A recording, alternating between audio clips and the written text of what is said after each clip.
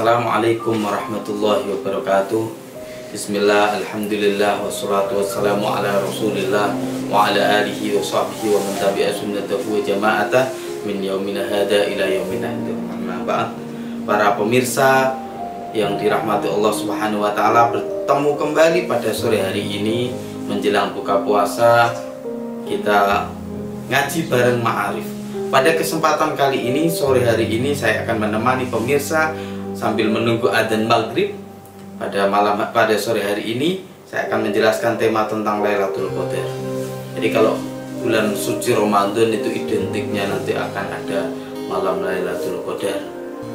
Ya, dalam Al-Quran surat Al-Qadar diterangkan, dijelaskan ayatnya adalah Bismillahirrahmanirrahim. Inna anzalnahu fi Lailatul Qadar. Wa ma adraka ma Lailatul Qadar.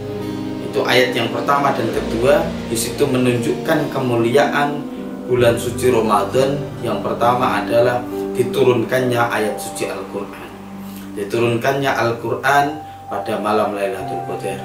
Lailatul Qadar menurut pendapat mayoritas ulama adanya adalah di bulan suci Ramadan. Ya, ayat pertama tadi Inna anzalnahu fi Lailatul Qadar. Wa ma adraka ma Lailatul Qadar. Lailatul Qadri khairum min alfi syahr. Ini keistimewaan berikutnya adalah satu malam Lailatul Qadar itu lebih baik daripada 1000 bulan. 1000 bulan itu kalau dihitung tahun kira-kira 83 tahun 4 bulan. Kalau umat-umat zaman dulu itu tidak dianggap sebagai ahli ibadah sebelum dia beribadah selama 1000 bulan atau selama 83 tahun 4 bulan. Itu kalau umat-umat nabi-nabi dahulu umurnya panjang ya. Kalau umat Nabi Muhammad SAW, kita mayoritas adalah berkisaran di umur usia sekitar 63 tahun. Jadi tidak sampai 80 tahun, apalagi 83 tahun 4 bulan. Lalu bagaimana dia dianggap sebagai ahli ibadah kalau nggak memenuhi? Makanya umatnya Rasulullah diberi keistimewaan malam Lailatul Qadar. Satu malam tersebut lebih mulia, lebih baik daripada 1000 bulan, daripada 83 tahun 4 bulan. Itu Lailatul Qadar. Lalu sekarang apa ciri-cirinya, alamatnya Lailatul Qadar ini yang jarang diterangkan. Di antaranya dijelaskan oleh para ulama, yang pertama adalah malam hari tersebut itu suasana sunyi, senyap, tidak panas, tidak dingin, ya tenang sekali. Udaranya juga nggak terlalu kencang, ya. Jadi malam itu terasa sangat hening dan tenang. Itu diantara cirinya. Yang kedua cirinya adalah pagi harinya, ketika terbitnya matahari itu sinarnya tidak begitu terang.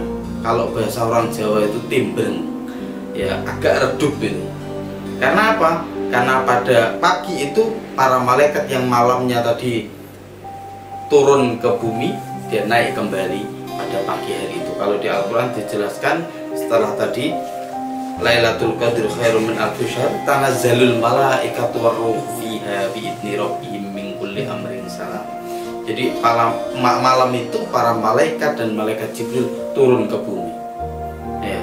Lalu paginya itu naik, dan para ulama menjelaskan itu sinarnya matahari agak tertutup, agak redup.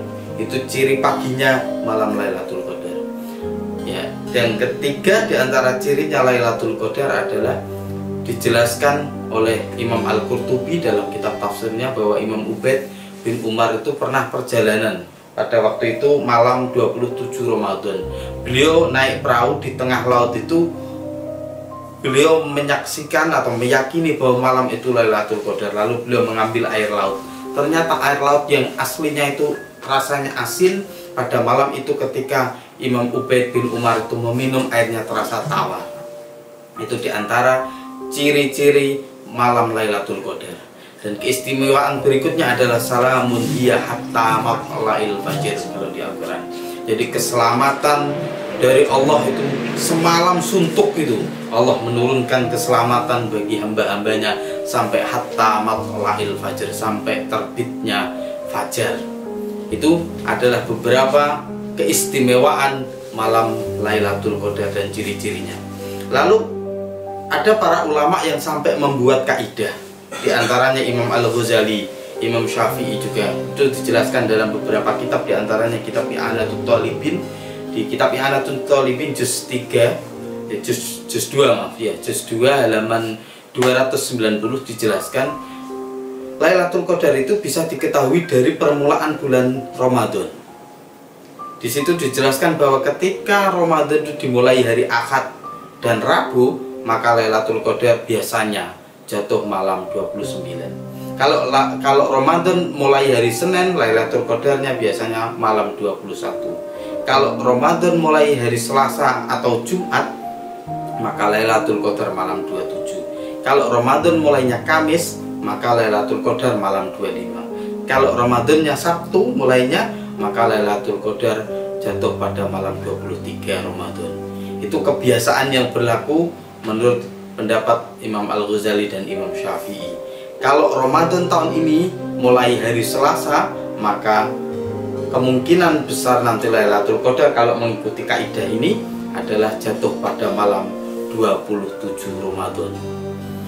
Dan Imam Abdul Hasan Asyadili pun beliau menjelaskan, saya semenjak Sinur Rijal atau usia dewasa 40 tahun selalu mengalami Lailatul Qadar sebagaimana kaidah ini yang dijelaskan oleh Imam Al-Ghazali dan Imam Asy-Syafi'i. Demikian, semoga menambah ilmu dan ada manfaat dan barokahnya. Mari kita perbanyak amal ibadah kita pada bulan suci Ramadan ini. Semoga kita mendapat keberkahan dari bulan suci Ramadan ini. Amin Allahumma amin. Dari saya cukup sekian. Akhirul kalam, wallahul muwaffiq ila aqwamit thoriq.